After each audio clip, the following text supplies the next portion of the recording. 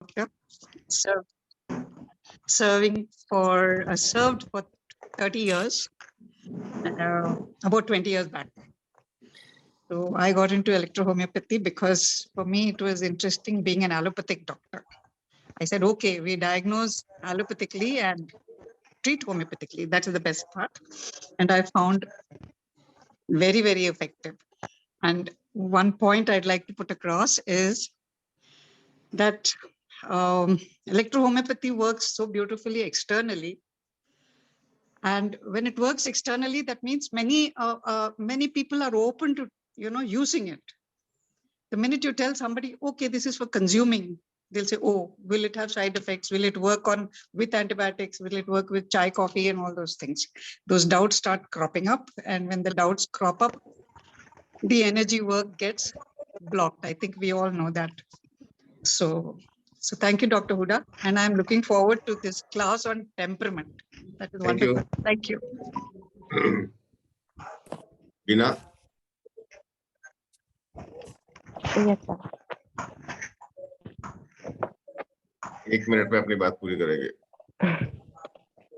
I'm very happy to be here, sir, in the group, and then I welcome you. It's a very interesting topic, and being again a dentist, moving on towards alternative therapies, I'm very happy to be in electrohomeopathy, which is giving me good understanding of the true science behind it, and I'm enjoying it, sir, as a practitioner. Thank you so much. Dr. Parmanand ji? Ji sir. 1 minute में अपना आज जो electrohomoeopathy का foundation में जो जरूरी है, वो सबसे पहले जरूरी है टेम्परामेंट, जिसका आज क्लास डॉक्टर हुडा सर ले रहे हैं. सभी से आग्रह है उसको ध्यान पूर्वक सुने और उसको राइट भी करते जाए. आपको इलेक्ट्रोहोम्योपैथी में बहुत ही ज्यादा जरूरी है टेम्परामेंट. धन्यवाद. Sir, I think you should make Priyatham if he's available. प्रियतम को मैंने होस्ट बना दिया है. प्रियतम अपनी ड्यूटी संभालो. Priyatham. Yes, sir. Good morning, sir. Yeah. Please mute everybody for the time being, and little later when Dr. Huda opens a forum for questions, please be available to open all the blocks. Sure, sir. Thank you. तो जैसा कि electrohomoeopathy के treatment के बारे में हम लोग सब इलेक्ट्रोहोम्योपैथ हैं और हम लोग इलेक्ट्रोहोम्योपैथी में प्रैक्टिस ही क्यों करते हैं, क्यों हम लोगों ने अपना इलेक्ट्रोहोम्योपैथी को अपना फ्यूचर और अपना प्रैक्टिस के लिए अडॉप्ट किया है. और जो लोग फर्स्ट टाइम इलेक्ट्रोहोम्योपैथी में आए, यानी कि जो लोग डायरेक्टली इलेक्ट्रोहोम्योपैथी में आए लाइफ में, तो हम लोगों को तो ठीक है ये इलेक्ट्रोहोम्योपैथी का रास्ता दिखाई दिया तो हम लोग इलेक्ट्रोहोम्योपैथी के अंदर आए और इलेक्ट्रोहोम्योपैथी को अडॉप्ट किया. लेकिन हमसे भी ज्यादा इम्पोर्टेंट वो लोग हैं जो कि अदर सिस्टम में प्रैक्टिस कर रहे थे और उनके पास अदर सिस्टम में प्रैक्टिस करने के ऑप्शंस भी थे. जैसे कि मान लीजिएगा वो MBBS हैं, BHMS हैं, BAMS हैं, BUMS हैं, BDS हैं, MDS हैं, तो उनके पास ऑप्शंस भी हैं दूसरे सिस्टम के और वो उस सिस्टम को जानते भी हैं बिकॉज दे आर क्वालिफाइड. उसके बाद भी उन्होंने अगर इलेक्ट्रोहोम्योपैथी को अडॉप्ट किया है तो इसका मतलब ये होता है कि उन्होंने अपने सिस्टम को भी जाना है और इलेक्ट्रोहोम्योपैथी को भी जाना है. और इलेक्ट्रोहोम्योपैथी में उनको कहीं ना कहीं ऐसा एडवांटेज दिखाई दिए हैं, ऐसी कुछ खूबियां दिखाई दी है जिसकी वजह से उन्होंने इलेक्ट्रोहोम्योपैथी को अडॉप्ट किया है. और अगर हम इन एडवांटेज की, इन खूबियों की बात करें इलेक्ट्रोहोम्योपैथी की, तो 3 चीजें सबसे पहले दिखाई देती है, जिसमें कि सबसे पहली जो खूबी है वो ये है इलेक्ट्रोहोम्योपैथी की कि ये क्विक रेस्पॉन्स देती है. अगर हम कोई भी मेडिसिन जिस टाइम हम लोग चूज करते हैं किसी भी बीमारी के लिए, कोई भी ट्रीटमेंट की जब हम लोग बात करते हैं, तो उस टाइम पर पहला क्वेश्चन का आंसर चाहिए होता है पेशेंट को कि मैं इससे जल्दी ठीक हो जाऊंगा या नहीं ठीक होऊंगा। तो इमीडिएट रिलीफ एक चाहिए होता है। सबसे पहला किसी भी पैथी के लिए जरूरी है सरवाइव करने के लिए कि उसको क्विक रेस्पॉन्स चाहिए। साइड इफेक्ट्स को भी हम लोग कंसिडर करते हैं, लेकिन साइड इफेक्ट एक सेकेंडरी थिंग है। इस टाइम कोविड चल रहा था, कोई भी ये नहीं देख रहा था कि जो आप हमको मेडिसिन दे रहा है उसका क्या साइड इफेक्ट होगा। साइड इफेक्ट बिल्कुल भी मैटर नहीं कर रहा था, मैटर कर रहा था कि ये पेशेंट बचना चाहिए। इसी तरह से और भी बहुत सारी बीमारियां जिसके अंदर पता है क्लियरली कि इसका जो हम लोग दवाई दे रहे हैं उनको एलोपैथिक डॉक्टर, उसमें क्या उसका साइड इफेक्ट है, लेकिन वो साइड इफेक्ट छोटा पड़ जाता है उस टाइम पर जिस टाइम पर लाइफ सेविंग की बात आती है, या फिर कोई पेशेंट है उसको अगर कोई इमरजेंसी हो रही है तो उस टाइम पर वो साइड इफेक्ट उसका छोटा पड़ जाता है। मान लीजिए किसी पेशेंट को डायरिया हो गया और उसको बहुत वीकनेस होती चली जा रही है, डिहाइड्रेशन हो रहा है, पल्स उसकी डाउन हो रहा है, ऐसी कंडीशन में वो आपके साइड इफेक्ट नहीं देखेगा। ऐसी कंडीशन में पहले वो क्या देखेगा कि मुझको ठीक करो, मुझको बचाओ, मेरा डायरिया रोको। तो मेडिसिन का क्विक इन एक्शन होना सबसे पहला इंपॉर्टेंस है किसी भी मेडिकल सिस्टम के अंदर। और जो मेडिकल सिस्टम जितनी जल्दी एक्शन देगा वो उतना ही ज्यादा पॉपुलर होगा, उसको लोग उतना ही ज्यादा उसके पीछे भागेंगे। अगर हम देखते हैं तो आज दूसरे सिस्टम में सबसे ज्यादा जो, अगर मान लीजिएगा एलोपैथिक सिस्टम सबसे आगे है, तो सबसे पहला एडवांटेज ये है कि वो क्विक रिलीफ दे रहा है। इसी तरीके से इलेक्ट्रोहोम्योपैथी की भी ये खूबी है कि इलेक्ट्रोहोम्योपैथी भी जो है वो एक बहुत क्विक रिलीफ देती है। एक सेकंड के अंदर अपना काम जो है वो मेडिसिन शुरू करती है, विद इन सेकेंड्स जो है वो मेडिसिन वर्क करती है स्टार्ट। और मेरा अपना जो प्रैक्टिस है, हम लोग यहाँ पर एक बड़ा हॉस्पिटल है, 100 बेडेड हॉस्पिटल है जिसके अंदर प्रैक्टिस कर रहे हैं। तो मेरा अपना जो एक्सपीरियंस है कि अभी तक जितनी भी पैथीज हैं या जितने भी सिस्टम ऑफ ट्रीटमेंट है, उस सब में सबसे ज्यादा तेज अगर कोई मेडिसिन काम करती है तो वो इलेक्ट्रो होम्योपैथी की मेडिसिन काम करती है। इसीलिए इनका नाम इलेक्ट्रो वर्ड जो यहाँ पर पड़ा है वो क्विक से लेकर ही क्विक इन एक्शन से ही ये टर्म जो है वो इलेक्ट्रो लिया गया है। फिर उसके बाद में सेकंड नंबर आता है भाई साइड इफेक्ट्स का, कि हमारे मेडिसिन के अंदर साइड इफेक्ट कम होने चाहिए, इसको पेशेंट कंसिडर करता है। और थर्ड पॉइंट आता है जो कि इस फर्स्ट वाले पॉइंट के बाद है, लेकिन जो एक बड़ा इंपॉर्टेंट पॉइंट है, वो पॉइंट ये है कि क्या मैं क्योर हो पाऊंगा। हम क्या करते हैं नॉर्मली, पेशेंट क्या कर रहा है, सिम्टम्स की दवाइयां खा रहा है, सिर्फ अपने आप को ठीक एक मैनेज कर रहा है। आज बहुत सारी डिजीजेस ऐसी है, जैसे कि मान लीजिएगा अभी डायबिटीज हो गया आपका, और डायबिटीज है, थायराइड्स है, एंड ब्लड प्रेशर है, हाइपरटेंशन, बहुत सारी ऐसी बीमारियां हो गई जिसके अंदर वो क्या कर रहा है, डेली दवाई ले रहा है। ठीक है, और ये तो बड़ी बीमारी हो गई। छोटी बीमारी की भी अगर बात करूं तो आज गैस भी एक ऐसी प्रॉब्लम बन चुकी है, इंडाइजेशन, गैस ऐसी समस्या बन चुकी है जिसके लिए हम डेली मेडिसिन ले रहे हैं।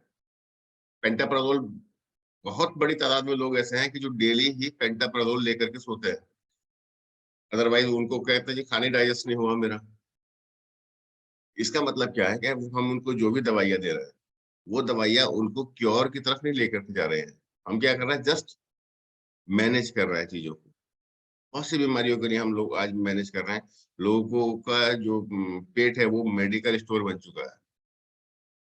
डेली उनको कुछ गोलियां खानी पड़ रही हैं, अगर उनको चलना है तो कुछ गोलियां खानी है, और वो लोग उन गोलियों के सहारे ही जो है वो आगे चल रहे हैं।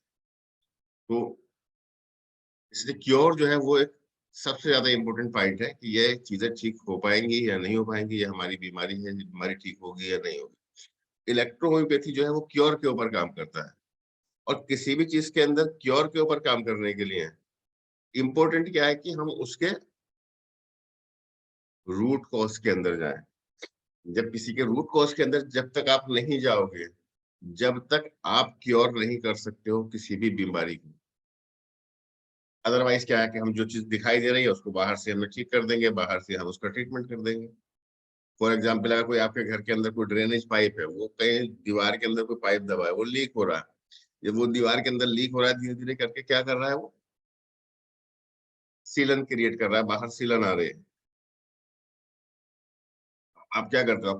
आपको क्या दिखाई दे रहा है? आपको ड्रेनेज नहीं दिखाई दे रहा, पाइप का लीकेज नहीं दिखाई दे रहा, आपको दिखाई दे रहा दीवार के ऊपर सीलन, जो कि मैनिफेस्ट हो रहा है।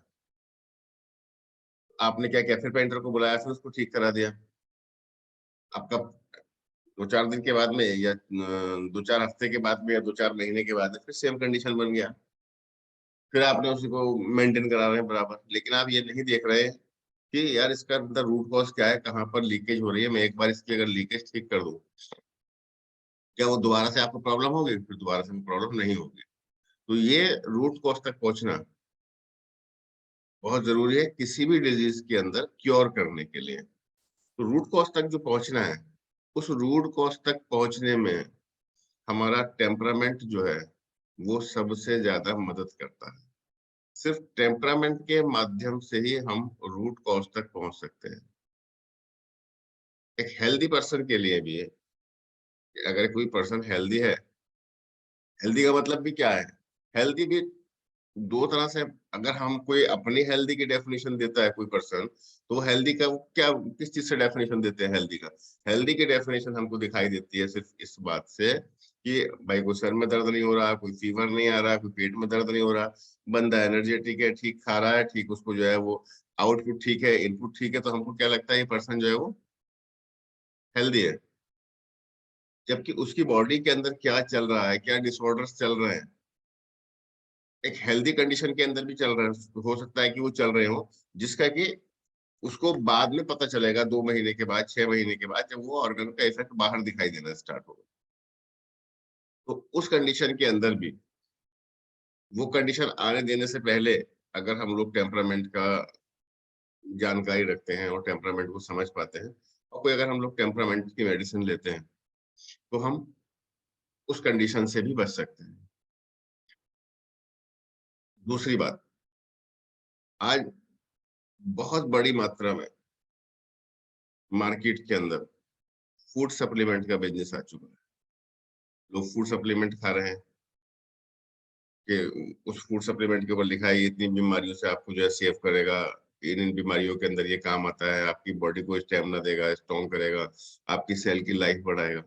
बहुत सारे ऐसे मतलब उसके ऊपर जो है चीजें लिखी हैं, और हम लोग उसके ऊपर लाखों हजारों रुपए खर्च कर रहे हैं।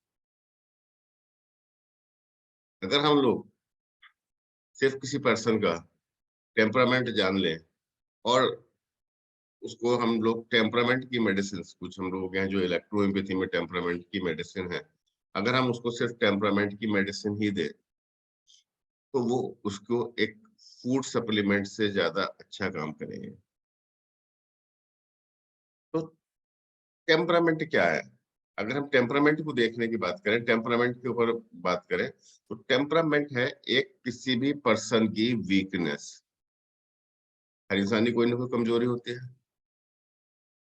टेम्परामेंट क्या है? वो टेम्परामेंट है वो किसी भी पर्सन की वीकनेस, और उस वीकनेस के चलते उसको क्या तरीके, क्या खाना, क्या मेडिकेशन यूज करना चाहिए, और किन चीजों को यूज नहीं करना चाहिए, अगर हम उसको ये एडवाइस कर देंगे, तो जो उसकी कमजोरी है वो हम उसको बैलेंस रख सकते हैं।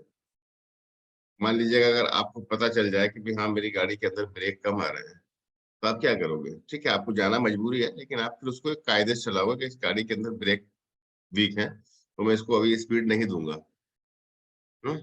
इसी तरीके से अगर मान लो आपको पता लग जाए कि मेरी गाड़ी के शॉकर कमजोर है, तो आप क्या करोगे? उसको जो गड्ढे हैं उसके अंदर थोड़ा सा गाड़ी आराम से उतारोगे, क्योंकि वो आपको पता है कि यहाँ पर इसकी वीकनेस क्या है, और उस वीकनेस के अंदर मुझको किस तरीके से मैनेज करना है। दूसरी बात, कि जो उसकी वीकनेस होती है, किसी भी इंसान की वीकनेस है, वीकनेस ही उसका किसी भी बीमारी का कारण है। किसी बीमारी का नहीं, बल्कि हर बीमारी का जो लॉजिक है, हर बीमारी का जो कॉज है, वो उसका अपना टेम्परामेंट ही है। जब भी वो बीमार होता है, उसके पीछे जो बिल्कुल जो पर्दे के पीछे चल रहा होता है ना, जो बिल्कुल एंड में अगर आपको कॉज देखने के लिए मिलेगा, तो वो उसका टेम्परामेंट ही वो कॉज है जिसकी वजह से वो बीमार होता है। कुछ भी बीमारी हो, ये मैटर नहीं करता कि वो क्या बीमारी है। मान लीजिएगा उसको टीबी हो गई, लंग्स का कोई इशू है, ठीक है, इशू तो ये लंग्स का है, लेकिन वो जो इशू लंग्स का ये बना है वो उसके टेम्परामेंट की वजह से ही बना है। तो root cause is always temperament.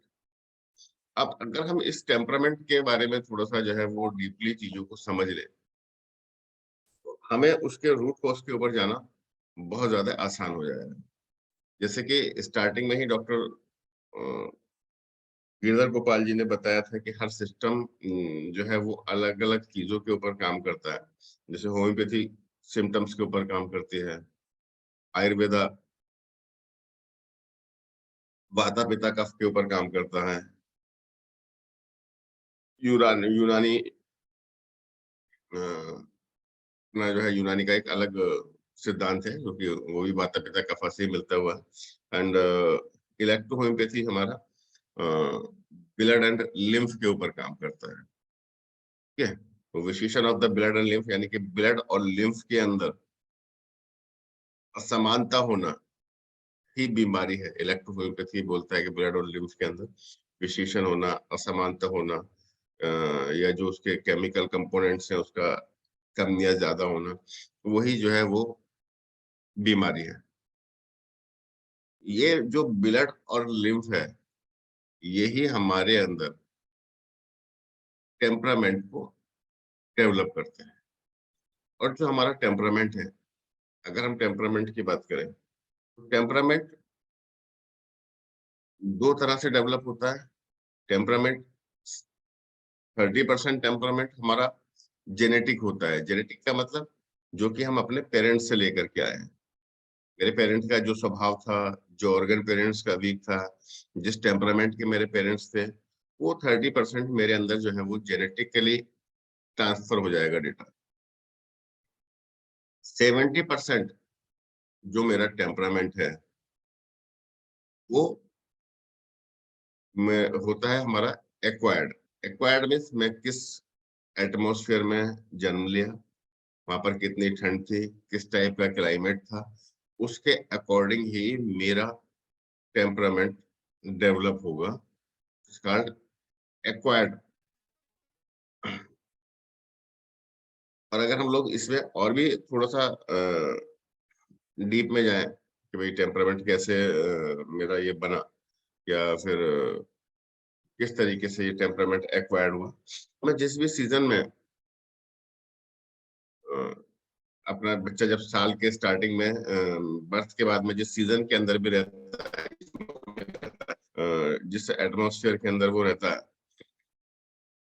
उस एटमॉस्फेयर के अंदर ही वो क्या करता है। डार्विन की अगर हम लोग थ्योरी देखें तो एडेप्टेशन की जो थ्योरी है डार्विन की, वो क्या बताती है कि जो भी हमारे पास एटमॉस्फेयर होता है उस एटमॉस्फेयर के अकॉर्डिंग ही हम बॉडी जो है हमारी उन चीजों को डेवलप करती है उस एटमॉस्फेयर को फेस करने के लिए। तो यहीं पर ही आपके टेम्परामेंट का या आपके नेचर का, आपकी प्रकृति का, आपके वीकनेस का जन्म होता है।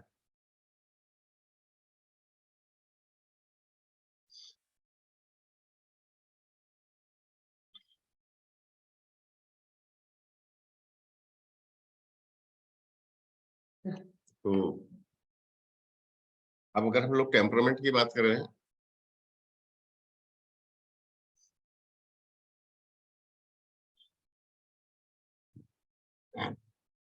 temperament, recognizing the temperament help us to diagnose and select the right remedy।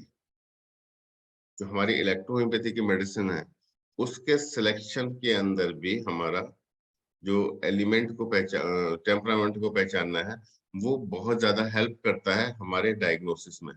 क्योंकि किसी भी डॉक्टर का जो सबसे पहला बेस है, वो बेस क्या है? वो बेस है उसका डायग्नोसिस।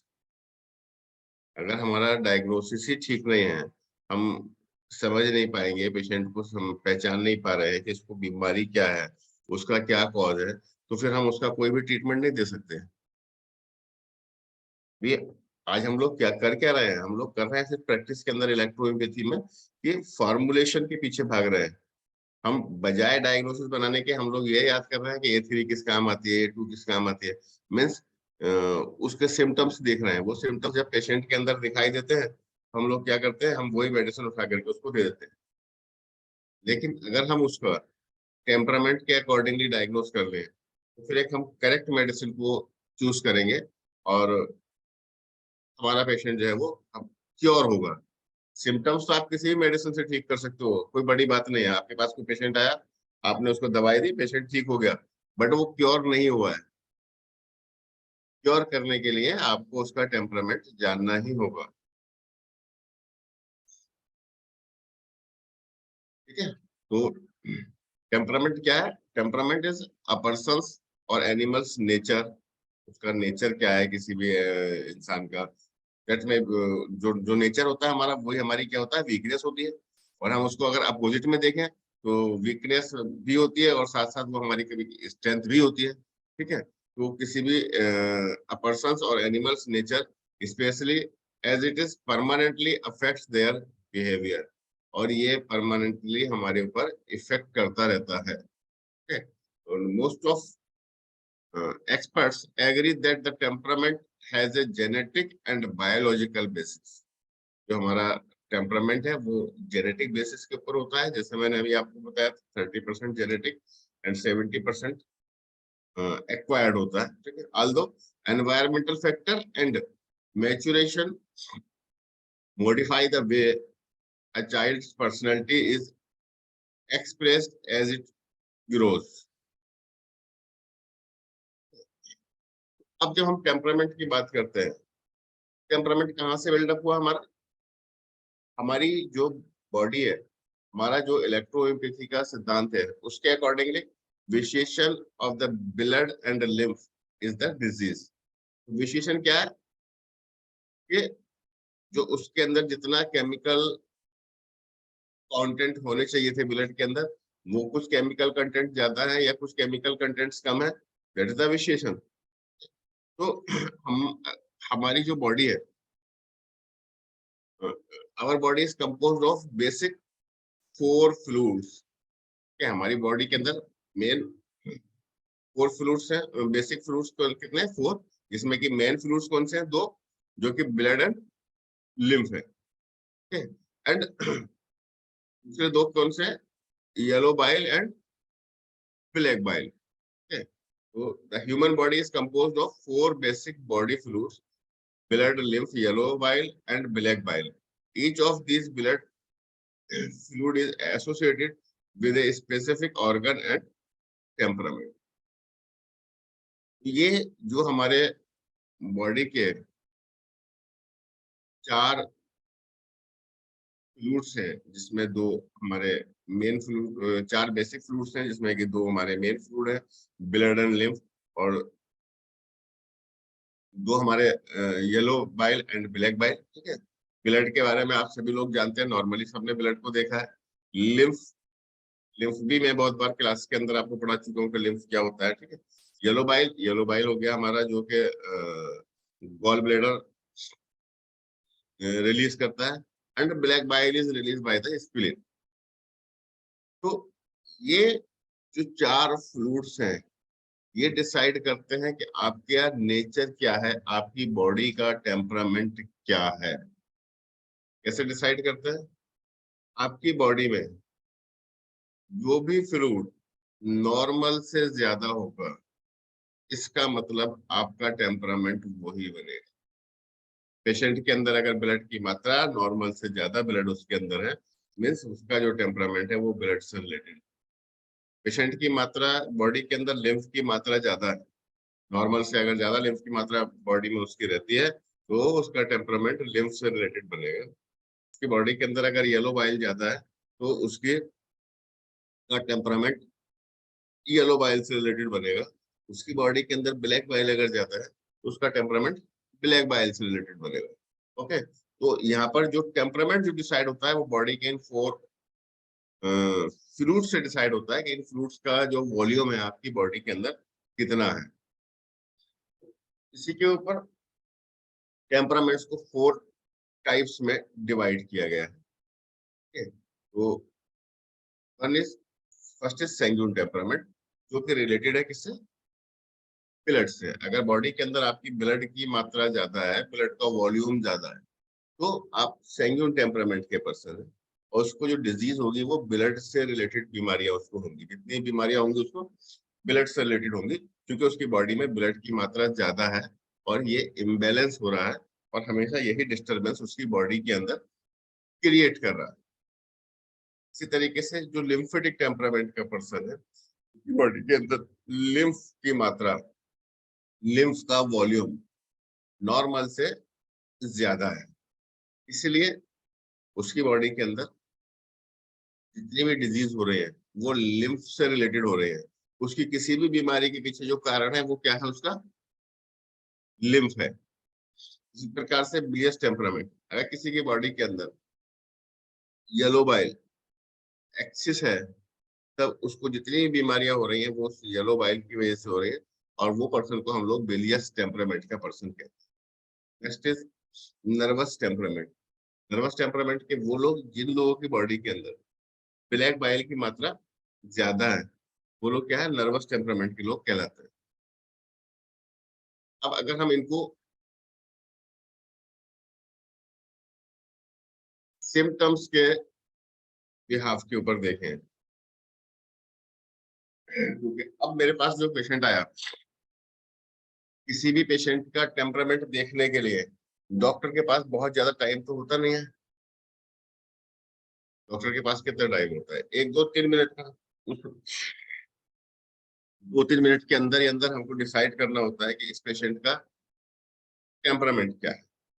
उसको डिसाइड करने के लिए टेम्परामेंट, इस पर्सन की बॉडी के अंदर ब्लड का वॉल्यूम ज्यादा होगा, उस पर्सन का जो बॉडी का स्ट्रक्चर है, उस पर्सन के जो फिजिकल साइन है वो डिफरेंट मिलेंगे आपको। उसका फिजियोलॉजिकल इंडिकेशंस अलग होंगे, उसके साइकोलॉजिकल इंडिकेशंस अलग होंगे, उसका डिजीज होने के चांसेस वो बिल्कुल अलग होंगे। अब अगर हम सैंग्यून टेम्परामेंट की बात करें, या किसी ऐसे पर्सन की बात करें जिसके अंदर ब्लड की मात्रा ज्यादा है, उसको हम लोग सैंग्यून टेम्परामेंट का पर्सन कहते हैं। ठीक है, अगर ये पर्सन हमारे पास क्लिनिक में आता है, विद इन 2 मिनट्स हम कैसे पता लगा सकते हैं कि भाई ये पर्सन जो है वो सैंग्यून टेम्परामेंट का पर्सन है या किसी अदर टेम्परामेंट का पर्सन? ठीक है, तो सबसे पहली चीज क्या है कि वो उसके अंदर प्रीडोमिनेंसी है ब्लड की, और जिन लोगों के अंदर ब्लड की प्रीडोमिनेंसी होती है तो उनका जो मेन साइंस है, सबसे पहला मेन साइन क्या है उसका? तो उसके अंदर एक तो तेजी बहुत ज्यादा होती है, तो चीजों को बहुत जल्दी करना चाहता है, हर टाइम वो तेजी में रहता है, फास्ट होता है। एंड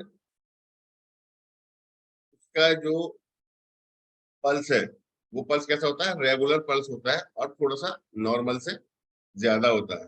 प्लस उसका जो बॉडी है, बॉडी उसकी बहुत ज्यादा मोटी नहीं होती है, एकदम से बिल्कुल जो उसका जो स्ट्रक्चर है एकदम से बिल्कुल स्मार्ट होता है, और दुबला पतला सा वो पेशेंट होता है, बहुत ज्यादा मोटे नहीं होता है, और मसल्स भी उसकी जो है वो एकदम से हेल्दी मसल्स होती है। और हम लोग कलर की बात करते हैं तो उसका जो कलर होता है वो पिंकिश कलर होता है, रेडिश कलर होता है। और जब वो आपके क्लिनिक के अंदर आएगा तो वो क्या होता है, ऐसा पेशेंट एकदम से वेल मेंटेन्ड आएगा वो आपके पास, और आपके पास ही नहीं बल्कि वो पेशेंट मोस्टली वेल मेंटेन्ड रहता है। ठीक है, उसके बाल कटे होंगे, उसका डेली जो है उसका शेप बना हुआ होगा, बढ़िया से कपड़े प्रेस करके कायदे से पहना हुआ होगा, और वो उसके अंदर सबसे पहली एक पहचान ये भी है उसकी कि उसके अंदर शाइनेस नहीं होगा, वो शर्मीला नहीं होगा, एकदम से एक्सट्रोवर्टेड टाइप का होगा, खुल के बात करने वाला होगा, एकदम से आपसे आकर के बातचीत करेगा, बोलेगा। और जो उसकी आवाज है वो भी लाउड बोलेगा, जोर से बोलेगा वो, कि वो हल्के बात नहीं करेगा। उसके बाद में फिजियोलॉजिकल इंडिकेशंस, सॉरी उसके बाद साइकोलॉजिकल इंडिकेशन। साइकोलॉजिकल इंडिकेशंस में जैसे कि मान लीजिएगा वो पेशेंट है, उसकी मेमोरी बहुत अच्छी है, और बहुत अच्छी अच्छी जो है वो बातें करता है, एंड नेगेटिव थॉट्स उसके अंदर कम आते हैं। एग्रीवेशन जो है वो ज्यादा है, वो जल्दी से गुस्सा हो जाता है, और उसका जो काम करने की ताकत है, डिसीजन लेने की ताकत है, जो स्ट्रेंथ है, वो उसकी स्ट्रेंथ नॉर्मल से ज्यादा है।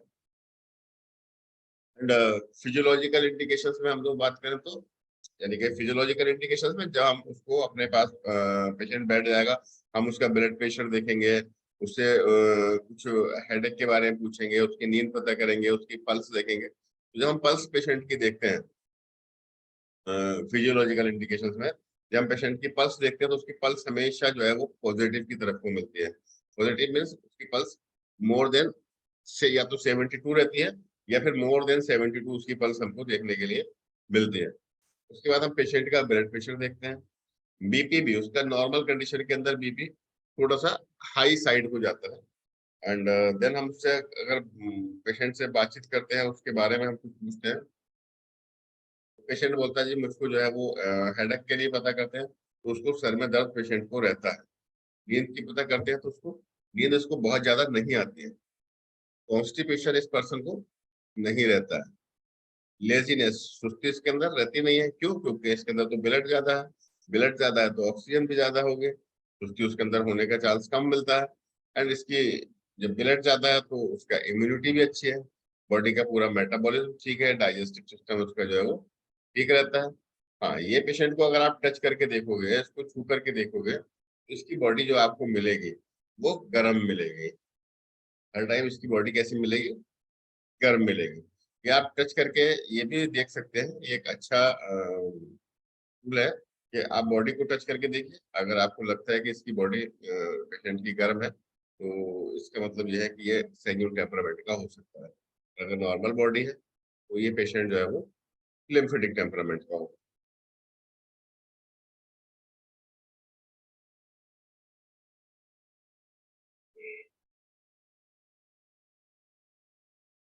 ये जो सैंग्यून टेम्परामेंट है या एक्सिस ऑफ द ब्लड है, या ब्लड का वॉल्यूम बॉडी के अंदर जो ज्यादा है, ये हमारे बॉडी के अंदर कौन कौन सी डिजीज को क्रिएट कर सकता है, या कौन कौन सी बीमारियां इस टाइप के पेशेंट को होने के चांसेस ज्यादा है, या फिर किन बीमारियों से ये घिरा हुआ रहता है। जिसमें कि आपका हार्ट का डिजीज हो गया, आर्टरी से रिलेटेड इसको परेशानियां हो गई, वेरिकोज और वेन्स हो सकती है इसको, bleeding piles, and early and profuse menstrual इसको हो सकता है, एंड एक्ने पिंपल्स हो सकते हैं। इस टाइप की बीमारियां, ब्लड से रिलेटेड बीमारियां इस पेशेंट को हमें ज्यादा देखने के लिए मिलती है, या बार बार ये इन परेशानियों के अंदर ही रहता है। अगर इन टेम्परामेंट का, इन लक्षण का, इस टाइप का कोई पेशेंट आपके पास हो, या आपके स्वयं के अंदर इस टाइप के सिम्टम्स आ रहे हैं, तो आपको चाहिए कि आप एक मेडिसिन हमारे यहाँ पर एंजियोटेको 3, एंजियोटेको 3 जो मेडिसिन है, इस मेडिसिन को आप हेल्दी पर्सन के ऊपर भी और इलनेस में भी, दोनों कंडीशन में, अगर सैंग्यून टेम्परामेंट के पर्सन को आप एंजियोटेको 3 कंटिन्यूअसली देंगे, तो ये पेशेंट जो है वो आपका अगर बीमार नहीं है तो वो फिर हेल्दी रहेगा। उसकी जो डिस्पोजिशंस हैं, जो उसके डिस्टर्बेंस हैं, उसको एंजियोटेको 3 उसकी हेल्प करेगी। और अगर पेशेंट बीमार है तो उसका कॉज ही जो है वो ब्लड होगा, तो उसको जाकर के एंजियोटेको 3 जो है वो ठीक करती है। एंजियोटेको 3 की अगर हम लोग बात करें तो ये ए ग्रुप की 3rd नंबर की मेडिसिन है, और इस मेडिसिन के अंदर वो सारे प्लांट्स पड़े हैं जो कि ब्लड को बनाने में ऑर्गन्स की हेल्प करते हैं। ब्लड को अगर हम लोग देखें तो बनाने में 3 ऑर्गन्स का मेन रोल रहता है। वैसे तो और भी कई सारे ऑर्गन्स एसोसिएटेड हैं, लेकिन मेनली 3 ऑर्गन्स हैं जो कि ब्लड को बनाने में काम करते हैं। हमारा किडनी, लीवर एंड स्प्लीन, तीनों ऑर्गन्स का रोल रहता है ब्लड का प्रोडक्शन के अंदर। इन तीनों ऑर्गन्स के लिए को स्ट्रेंथ देने के लिए एंजियोटेको 3 के अंदर जो है वो प्लांट्स हैं। जब हम एंजियोटेको 3 अगर इस पेशेंट को देंगे तो ये पेशेंट के तीनों ऑर्गन जो है ठीक होकर के, और ब्लड जो है बॉडी के अंदर एक गुड और करेक्ट कंपोनेंट्स के साथ में रहेगा, उसके अंदर जो ये कह सकते हैं कि बैलेंस मात्रा के अंदर ब्लड रहेगा। बैलेंस को इम्बैलेंस होने में भी कितना देर लगता है। तो अगर मान लीजिएगा ब्लड के अंदर वाटर की मात्रा ज्यादा है तो ब्लड आपका इम्बैलेंस हो गया। ब्लड के अंदर वाटर की मात्रा थोड़ी सी आपकी कम हो गई, तब भी आपका ब्लड इम्बैलेंस हो गया। तो बैलेंस रखना है हमको चीजों को। अगर हम ऐसे पेशेंट्स को एंजियोटेक्टिको-3 कंटिन्यूअसली देंगे, हेल्दी कंडीशन के अंदर भी देंगे, तो वो पेशेंट हमारा जो है वो बैलेंस रहेगा और पेशेंट ठीक रहेगा। बीमारी को लेकर के आया है तो ये पेशेंट कोई भी बीमारी लेकर के आया, मान लीजिएगा एक खांसी लेकर के आया, तो इस पेशेंट को मैं खांसी की जो भी दवाई दूंगा उसके साथ साथ इसको एंजियोटेक्टिको-3 जरूर दूंगा। मान लीजिएगा ये पेशेंट मेरा पेट का दर्द लेकर के आया, लूज मोशन लेकर के आया, कुछ भी लेकर के ये पेशेंट आया, तो हम इसको जो भी दवाई देंगे उसके साथ में हम इस पेशेंट को एंजियोटेक्टिको-3 साथ में और एड ऑन करेंगे। या फिर हम लोगों ने इसके लिए सैंग्यून टेम्परामेंट के लिए भी एक कुछ अपना एक पेटेंट भी मेडिसिन बनाई है, जो कि टेम्परामेंट के पेशेंट्स को हम लोग दे सकते हैं। वो टेम्परामेंट की जो मेडिसिन है सैंग्यून के, वो हम मेडिसिन उसको दे सकते हैं। ये हम उसको अगर बोल दें कि भाई ठीक है आप लाइफ टाइम इस दवाई को लीजिए, लाइफ टाइम का मतलब जस्ट जैसे कि आप डेली चाय पीते हो, दूध पीते हो, खाना खाते हो, उसी तरीके से अपने टेम्परामेंट की मेडिसिन को दिन में एक बार जरूर थोड़े से पानी के अंदर डाल करके लो। अब फिर अगर हम लोग, मैंने यहाँ मेंशन नहीं किया है लेकिन चलिए मैं बता रहा हूँ, अगर हम लोग फूड हैबिट्स के ऊपर भी थोड़ा सा बात करें, तो ये जो पेशेंट है, इस पेशेंट को रेड कलर के फूड बिल्कुल सूट नहीं करते। इसको ऐसे खाने, ऐसे फल जो कि गर्म है, रेड कलर के हैं, वो इसको बिल्कुल सूट नहीं करते। इस पेशेंट को व्हाइट कलर के फ्रूट्स या येलो कलर के फ्रूट्स बहुत ज्यादा सूट करते हैं। तो आपका दूध हो गया, दही हो गया, ये सब चीजें इसको बहुत सूट करती है। लेकिन इसको चिली, पॉमग्रेनेट, बिटर रूट, इस टाइप के जो चीजें हैं वो बिल्कुल भी सूट नहीं करती है। हम या जिंजर है, हमको खाने से पहले भी ये जरूरी है देखना कि क्या ये फूड मेरे लिए सूटेबल है या नहीं है, या मेरे पेशेंट के लिए सूटेबल है या नहीं है। अब सैंग्यून टेम्परामेंट का पर्सन है और वो एक्सेस चिली ले रहा है, एक्सेस रेड कलर के फूड ले रहा है, डेली जो है वो पोमेग्रेनेट का जूस पीता है और जिंजर ले रहा है, स्पाइसी फूड खा रहा है, उसको क्या होगा, उसको तो एग्रीवेशन और ज्यादा होगा। तो उसको पता ही नहीं है कि ये फूड मेरे लिए जो है वो सूटेबल नहीं है। तो फूड का सूटेबल होना भी बहुत ज्यादा जरूरी है।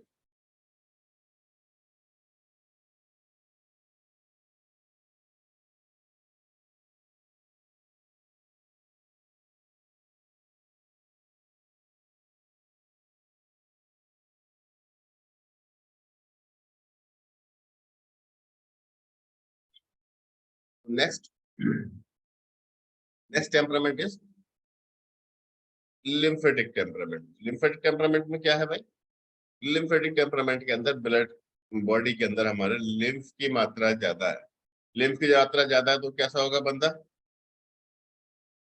मोटा होगा, बॉडी एक क्या कहेंगे उसको, बहुत ज्यादा एकदम से सूती हुई बॉडी नहीं होगी, फूली फूली सी बॉडी होगी। लिम्फेटिक टेम्परामेंट है, फूला हुआ है, मोटा हो रहा है, ठीक है।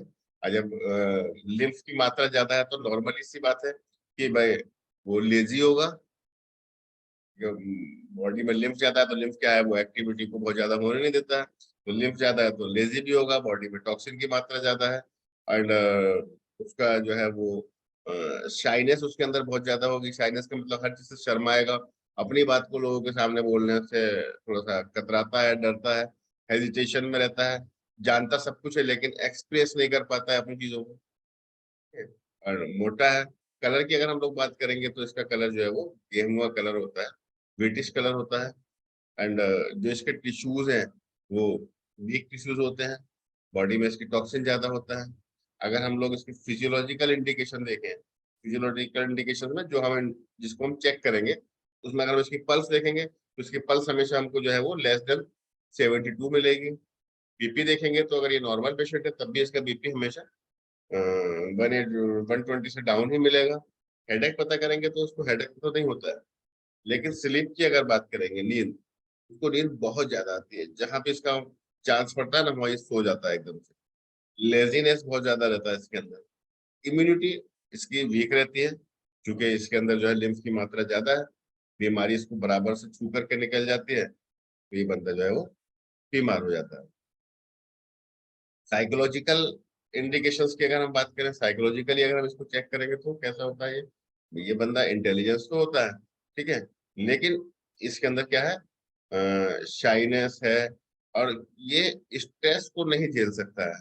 ये कैसा काम करना चाहता है, ये खतरों का खिलाड़ी नहीं है, इनको सेफ मोड में चलना चाहता है, ठीक है। जरा सी भी टेंशन आएगी तो ये जो है वो घर बैठ जाएगा, क्या करूं, कैसे इसको चीजों को फेस करूं। तो ये इसके अंदर जो है वो स्ट्रेस झेलने की ज्यादा ताकत नहीं है, ये जो है वो रिस्की शॉट नहीं खेल सकता है, इसके अंदर नेगेटिविटी ज्यादा रहती है, ये आपसे चीजों को लेकर क्वेश्चन ज्यादा करेगा, ठीक है। सर मैं ठीक हो जाऊंगा, ये नहीं होगा, ये दवाई काम करेगी नहीं करेगी, कैसे करेगी, इसको कन्विंस करने में भी आपको टाइम लगेगा, किसी भी फील्ड में हो, ये बिजनेस में हो, जहाँ भी हो, इसको कन्विंस करने में भी टाइम लगेगा। लेकिन हाँ, ये एग्रेसिव नहीं होता है, इसके साथ में कोई दिक्कत नहीं है, इससे चाहो तो आप लड़ सकते हो, ये ज्यादा बोलेगा नहीं आपसे, ठीक है। तो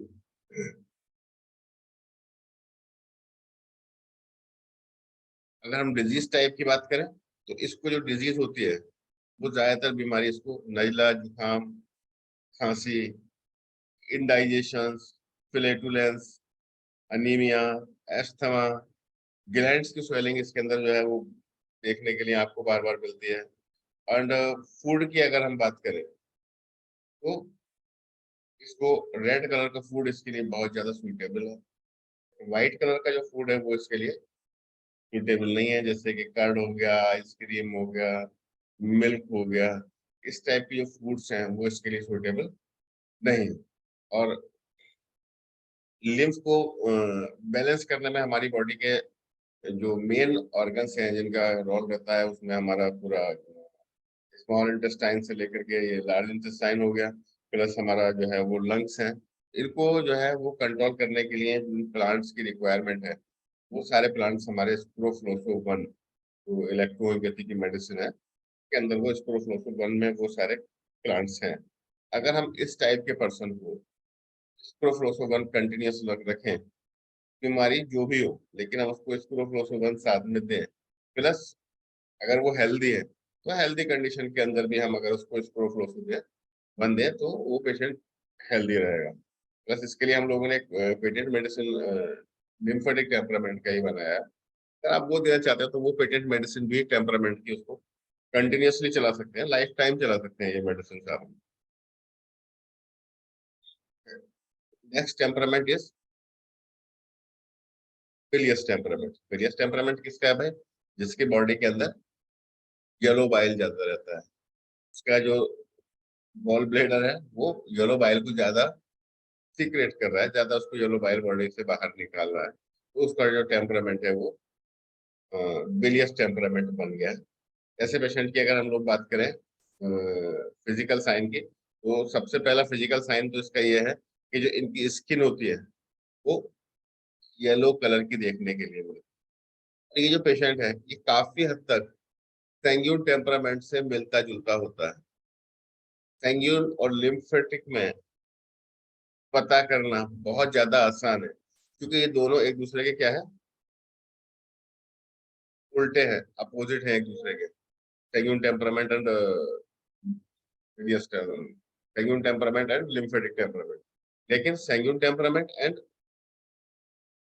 बिलियस टेम्परामेंट, इन दोनों टेम्परामेंट के चेंजेस को अगर देखा जाए तो बिलियस टेम्परामेंट जो है वो एक तरीके से सैंग्यून टेम्परामेंट का ही सब टेम्परामेंट है। तो बिलियस टेम्परामेंट में और सैंग्यून टेम्परामेंट के पेशेंट में आपको फर्क करना थोड़ा सा मुश्किल होगा, काफी सारे सिम्टम्स दोनों के अंदर सेम से मिलते हैं। तो इसकी क्या पहचान है कि इसका कलर जो है वो पेल कलर है बॉडी का, एसिडिक कंडीशन इसकी बॉडी में ज्यादा रहती है, इसको एसिडिटी भी ज्यादा रहती है। और अगर हम देखें इस पेशेंट को खास करके, इसके कपड़े भी बहुत जल्दी फटते हैं, इसकी बॉडी के अंदर से ना पसीने में भी ज्यादा इसके एसिड रिलीज होता है, क्योंकि कपड़े तक को गला देता है। आपने देखा होगा कि बहुत सारे लोग कंप्लेन करते हैं कि मेरा कपड़ा बहुत जल्दी फट जाता है, जल्दी कपड़ा फट जाता है, खास करके जो हम लोग बनियान वगैरह जो अंदर पहनते हैं वो जल्दी फटता है कुछ लोगों का। क्यों? क्योंकि ये भी एक डायग्नोस आप इससे भी कर सकते हैं, क्योंकि ये भी दिखाता है कि बॉडी के अंदर से उसकी कितना ज्यादा एसिड से निकलता है। जिन लोगों की बॉडी से एसिड ज्यादा रिलीज होता है उनके बनियान वगैरह जो है वो जल्दी गल जाते हैं, जल्दी फट जाते हैं। ठीक है, तो ये पेशेंट जो है वो येलो कलर का इसका कलर होगा, पेल कलर, पीलापन होगा इसके चेहरे के ऊपर। एंड जो इसके बाल है वो ब्लैक कलर के ही रहते हैं। ये बंदा जो होता है वो स्ट्रांग होता है, हार्ड होता है। इसका जो मतलब बॉडी है वो स्ट्रांग एंड हार्ड होती है। और इसकी पल्स जो है वो फ्रीक्वेंट पल्स होती है। और जो इसका बॉडी है वो भी शार्प होती है। एंड अगर हम लोग इसके फिजियोलॉजिकल इंडिकेशन में बात करेंगे तो पल्स इसकी नॉर्मल रहती है, लेकिन इसका बीपी थोड़ा सा डाउन साइड रहता है। एंड हेडेक जो है इसको नहीं होता है, लेकिन नींद इसको बहुत ज्यादा आती है। कॉन्स्टिपेशन इसको रहता है, ठीक है, लेजीनेस इसको रहती है। एंड इम्यूनिटी इसकी वीक रहती है, बट इसको बीमारी बहुत ज्यादा नहीं होती है। अगर हम इसके साइकोलॉजिकल इंडिकेशंस के ऊपर बात करें तो ये बंदा हमारा इंटेलिजेंट है, लेकिन इसका अंदर जो है इरिटेबिलिटी बहुत ज्यादा है। छोटी सी बात के ऊपर एकदम चालू हो जाएगा, गुस्सा हो जाएगा, चीखना चालू कर देगा। इसको गुस्सा जो है वो जल्दी आता है। ठीक है। एंड अगर डिजीज की इसको बात करो, इसको लीवर से रिलेटेड और गॉल ब्लैडर से रिलेटेड बीमारियां इसको सबसे ज्यादा होती है। इस टाइप के पेशेंट के अंदर गॉल ब्लैडर स्टोन होने की संभावनाएं भी सबसे ज्यादा है।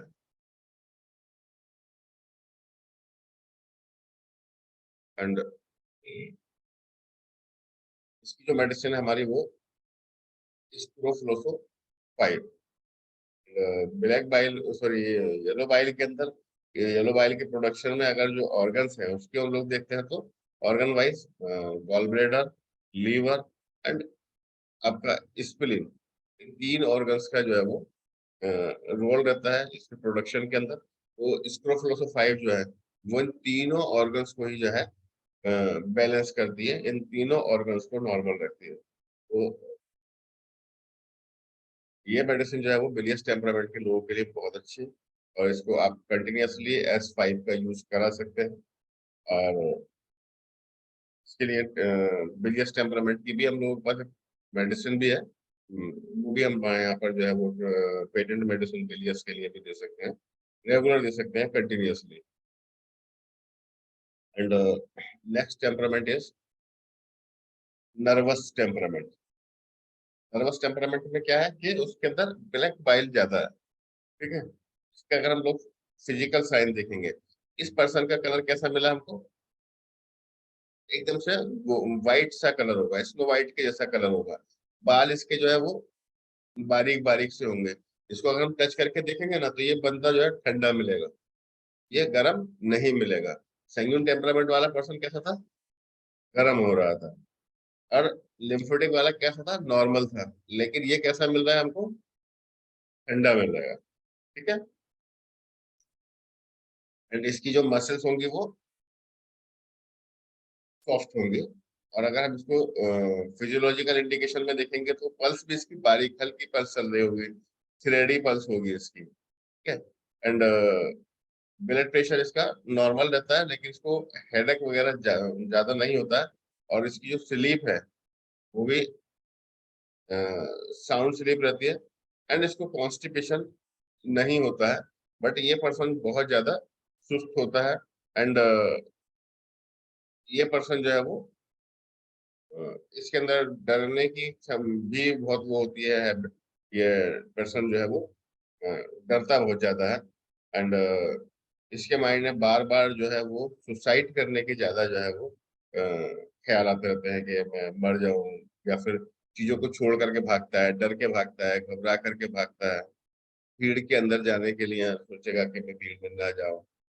एंड अगर हम डिजीज की बात करते हैं तो इसको मोस्टली जो डिजीज होती है वो नर्वस सिस्टम से रिलेटेड इसको बीमारियां होती है। हेडेक, सर की बीमारियां इसको हो सकती हैं। एंड तरह तरह के इसको दौरे पड़ सकते हैं इस पेशेंट को, ठीक है। ये डिजीज मेमोरी का इशू हो सकता है, बाल झड़ने का इशू हो सकता है, इस टाइप की परेशानियां इसको ज्यादा रहती हैं। और अगर हम इसको ऑर्गन्स की बात करें तो 2 ऑर्गन इसको के ज्यादा इफेक्टेड होते हैं, जिसमें कि इसका लंग्स और सॉरी इसका किडनी एंड इसका स्प्लीन। किडनी और स्प्लीन इन दोनों ऑर्गन को बैलेंस करने के लिए जो मेडिसिन हमारे पास है वो है फेब्रिफिगो 1। इस टाइप का कोई नर्वस टेम्परामेंट का पेशेंट होता है तो हम उसको फेब्रिफिगो 1 टेबलेट जो हमारी दवाई है उसको कंटिन्यूअसली देंगे, ठीक है। लाइफ टाइम उस मेडिसिन को हम दे सकते हैं, एज ए सप्लीमेंट्स आप उसको ये मेडिसिन दे सकते हैं, कि बहुत अच्छा गिफ्ट होगा आपके तरफ से उसको, अगर आप किसी पेशेंट को या किसी भी अपने फ्रेंड्स को टेम्परामेंट के अकॉर्डिंगली कोई मेडिसिन को देते हैं, ठीक है। इसके बाद अगर हम इन चारों टेम्परामेंट के अंदर एक ऐसी भी टेक्निक हम आपको बता दें जो कि हम लोगों ने ऑब्जर्व किया है, और एक बड़े प्रैक्टिस के बाद में, हजारों पेशेंट के ऊपर प्रैक्टिस करने के बाद में जिस चीज को हमने देखा है वो ये है कि टेम्परामेंट आप इस बात से भी जज कर सकते हैं कि उसका बर्थ टाइम में किस टाइप का सीजन था या किस टाइप का मौसम था, कि जब अगर वो जन्म अगर उसका विंटर में हुआ है, विंटर में जन्मे हुए लोग 70% सैंग्यून टेम्परामेंट के होंगे, 70% वो एक्वायर्ड करता है और 30% अपने पेरेंट्स से लेकर के आता है। जो लोग ठंड में जिनका बच्चों का जन्म होता है वो सैंग्यून टेम्परामेंट के होते हैं। इस तरीके से आप देखेंगे अगर कि जितने भी ठंडे इलाके हैं वहां पर आपको ज्यादातर जो लोग मिलेंगे वो सैंग्यून टेम्परामेंट के मिलेंगे। इस तरीके से जिन लोगों का जन्म गर्मी के सीजन में होता है या ऐसे एरिया में होता है जहाँ गर्मी पड़ रही होती है, वो लोग आपको ज्यादातर लिम्फेटिक टेम्परामेंट के मिलेंगे, ठीक है। इस तरीके से ऐसे लोग जिनका जन्म उस टाइम होता है जिस समय ठंड आने वाली होती है, beginning of winter, beginning of winter में जो लोग होते हैं वो हमारे बिलियस टेम्परामेंट के लोग होते हैं। तो हम उसका पेशेंट का बर्थ टाइम पता कर सकते हैं कि कौन से महीने में आपका जन्म हुआ था, और उस महीने के अकॉर्डिंगली हम ये भी पता करेंगे कि वो किस एरिया के अंदर हुआ था, उस एरिया में उस महीने में ठंड पड़ रही थी या गर्मी पड़ रही थी, तो उसके अकॉर्डिंग भी हम लोग डिसाइड कर सकते हैं कि जो इसका टेम्परामेंट है वो क्या है। इस तरीके से नर्वस टेम्परामेंट के जो बच्चे हैं वो बिगिनिंग ऑफ समर में होते हैं, गर्मी आने वाली होती है उस टाइम के अंदर जो बच्चे होते हैं वो ज्यादातर नर्वस टेम्परामेंट के बच्चे होते हैं, ठीक है। तो इस तरीके से हम लोग जो है वो टेम्परामेंट का भी पता लगा सकते हैं। प्लस बहुत सारे लोगों का ये क्वेरी थी या कुछ लोगों की ये रिक्वेस्ट थी कि सर क्लास जो है वो इंग्लिश में भी होना चाहिए, तो इंग्लिश वाले लोग चीजों को कैसे समझेंगे। एक्चुअली अभी हम लोगों ने पीछे एक क्लास इंग्लिश में ही लिया था, एक सेशन था ऑनलाइन जूम सेशन। एक्चुअली हम लोग दोनों लैंग्वेजेस में अपने क्लासेस भी एंड कोर्सेज भी चलाते हैं, तो वो दोनों लैंग्वेज में अभी जो ये हमने टेम्परामेंट के ऊपर क्लास रखा था वो हिंदी लैंग्वेज के अंदर ही रखा था। और फिर हम लोग जल्दी ही जो है वो इसको इंग्लिश लैंग्वेज में भी 1 या 2 हफ्ते के बाद में नेक्स्ट टाइम जो है वो हम लोग इसको टेम्परामेंट को जो है वो इंग्लिश लैंग्वेज में रखेंगे। तो इंग्लिश लैंग्वेज में कंफर्टेबल है तो के लिए वो क्लास जो है हमारा यूजफुल होगा, क्योंकि टेम्परामेंट की डिमांड इस हिंदी लैंग्वेज से ज्यादा थी, तो इसलिए मैंने उसको आज हिंदी लैंग्वेज में रखा है। नेक्स्ट टाइम हम लोग इसको जो है वो इंग्लिश लैंग्वेज में भी इसका नेक्स्ट वीक या जब भी प्रोग्राम डिसाइड होता है तो हम लोग इसको जो है वो इंग्लिश लैंग्वेज में इस सेशन को एक दिन के लिए रखेंगे, ठीक है। तो थैंक यू। अगर आज की क्लास से रिलेटेड आपके पास जो भी कुछ क्वेरीज हैं वो आप लोग जो है वो मेरे से पूछ सकते हैं। एंड प्रीतम अनम्यूट कर दीजिएगा प्रीतम सबको। And Yes, sir. We'll do in a minute. अगर किसी का भी कोई भी क्वेरी है तो आप लोग पूछ सकते हैं। If you have any questions, please raise your hand. आपको जो questions है, आप हाथ उठा सकता है, हम उनको unmute करेगा।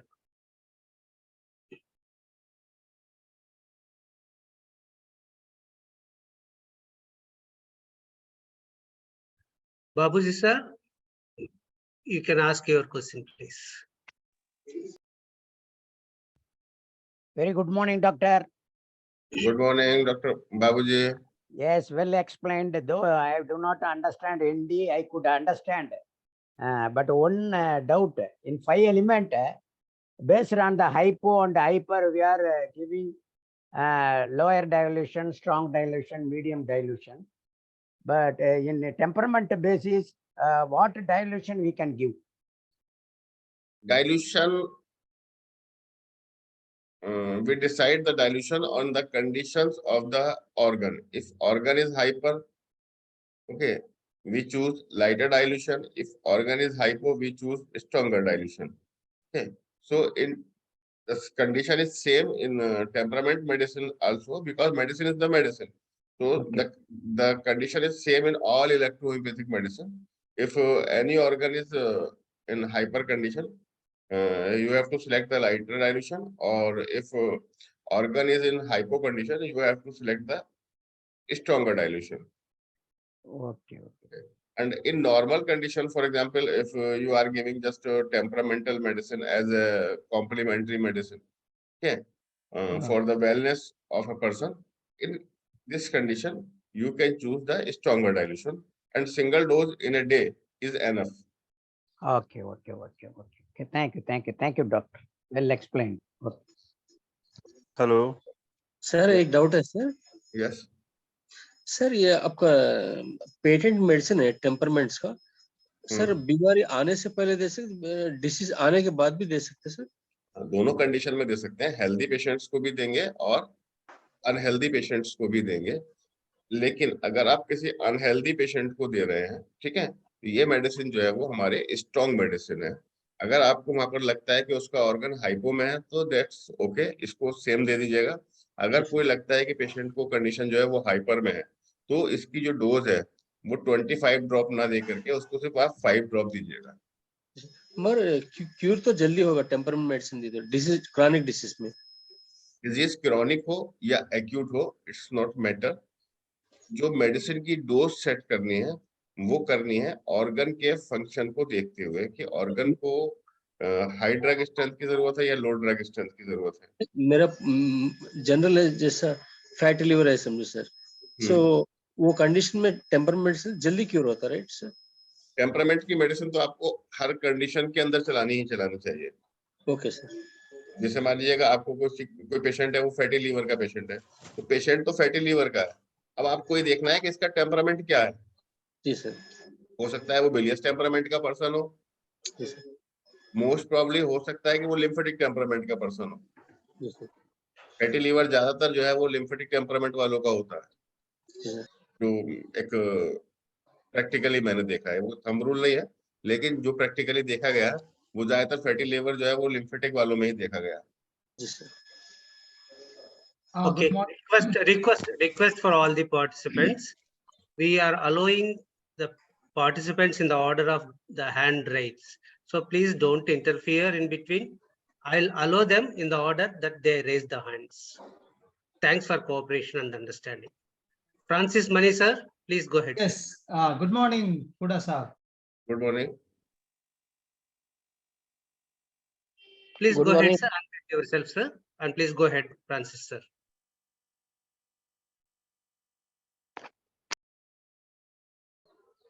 Francis sir, please unmute yourself. Oh, thank you very much, sir. Huda. It was a very good class. In a very simple way, you explained it. And it was wonderful. I have two questions. Number one, जैसे army में लोग रहते हैं, कुछ समय तक जो south के हैं नॉर्थ को नॉर्थ में रह जाते हैं काफी साल, 15 साल और उससे ज्यादा। तो जब वो वापस आते हैं क्या उनका टेम्परामेंट में चेंज होगा या it will remain the same? पहला ये question. Francis sir, your temperament is based on your starting 2 years after the birth. Okay तो जहां बच्चा पैदा हुआ 2 साल तक उसने जहां बिताया वहीं पर ही उसका टेम्परामेंट बन गया। टेम्परामेंट मतलब उस ऑर्गन की स्ट्रेंथ बन गई। जो बच्चा ठंड में पैदा हुआ है उसके दूसरे ऑर्गन से थे वो ज्यादा स्ट्रेंथ हो गए। जो गर्मी में पैदा हुआ है उसके कुछ दूसरे ऑर्गन से को ज्यादा स्ट्रेंथ लेना पड़ गया। जो लोग ठंड में पैदा होते हैं उनका लंग्स जो है वो बहुत ज्यादा स्ट्रेंथ वाले होते हैं। ठीक है। जो लोग गर्मी में के एरिया में पैदा होते हैं उनके लंग्स बहुत ज्यादा स्ट्रेंथ वाले नहीं होते हैं। तो ये जो है वो स्टार्टिंग के 2 इयर्स में ही जो है वो डिसाइड हो जाता है। वो टेम्परामेंट फिर आपका लाइफ टाइम वही टेम्परामेंट रहेगा। टेम्परामेंट एक बार होने के बाद में फिर वो उसको दोबारा से चेंज नहीं होगा। ओके क्योंकि ना अक्वायर्ड जो है वो 70% रहता है वो जेनेटिक। तो लेकिन वो एक्वायर्ड किस टाइम तक होता है सर? हाँ किसी चीज को एक्वायर्ड करने का एक टाइम होता है ना। वो उसने एक्वायर्ड कर लिया जब वो अपने आप को डेवलप कर रहा था। Okay specially in the first year after the birth. बच्चा हाँ जब पहले साल में अपने ऑर्गन को डेवलप कर रहा था उस हम्म। टाइम पर उसने चीजों को एक्वायर्ड करा। ओके ठीक ठीक है। है थैंक यू वो थैंक यू। वहीं पर ही उसका डेवलपमेंट हो गया। अगर उसके लंग्स स्टार्टिंग में वीक रह गए तो वो लाइफ टाइम फिर वो उसके लंग्स वीक रहते ही हैं। ओके समझ में आ गई समझ में आ गई। अच्छा मेरा दूसरा सवाल है how to find out whether the sickness is hypo और हाइपर कंडीशन। इसके बारे में आप ये क्लास भी ले सकते हैं क्योंकि it may be helpful to all of us. Let me make one small correction there. Disease can never be hyper or hypo. Organ can be hyper or hypo, causing a disease. Condition. That's all. Now you decide whether the organ is hypo or hyper. How to find out? Yes organ को hyper और hypo condition कैसे हुआ है और उसके अंदर हमको hyper and hypo को कैसे समझना है फिर किस तरीके से मेडिसिन सिलेक्ट करना है वो उसके ऊपर जो है फ्रांसिस सर अपना जो नेक्स्ट क्लास है वो उसी के ऊपर रहने वाला है। ठीक है। क्योंकि ये भी एक पूरा एक बिग चैप्टर है हाइपर एंड हाइपो का। तो एक लाइन में इसका आंसर नहीं दिया जा सकता। नॉर्मली आंसर तो है कि अगर ऑर्गन ज्यादा काम कर रहा है तो हाइपर है और कम काम कर रहा है तो हाइपो है। उसी के अकॉर्डिंग हमको मेडिसिन को चूज करना है। थोड़ा मैं आगे आ गया। Thank you sir thank you for the beautiful class.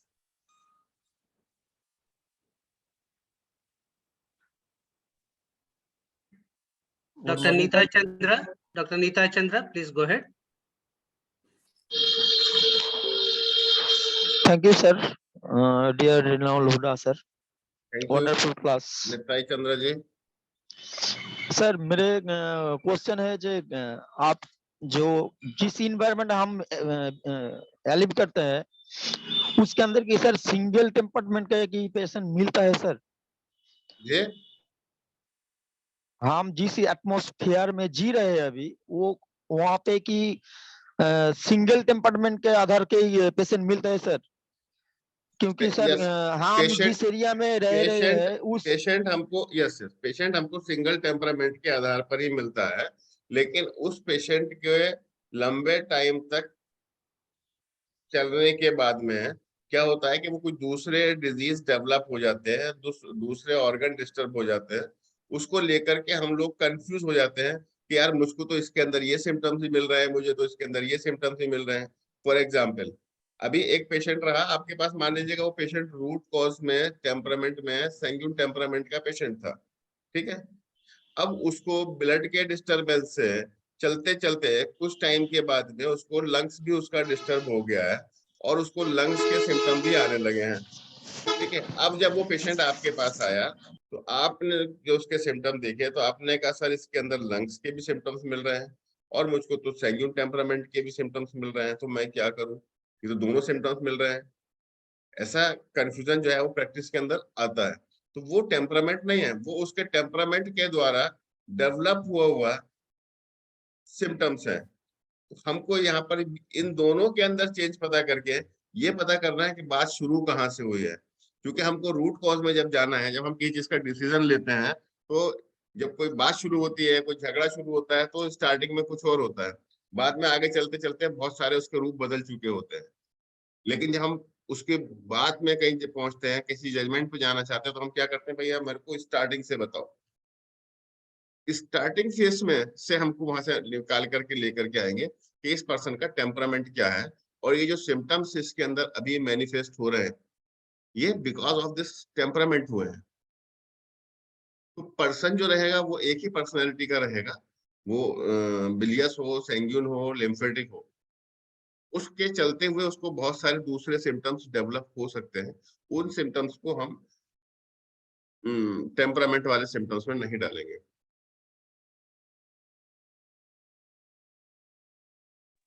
Okay sir, thank you.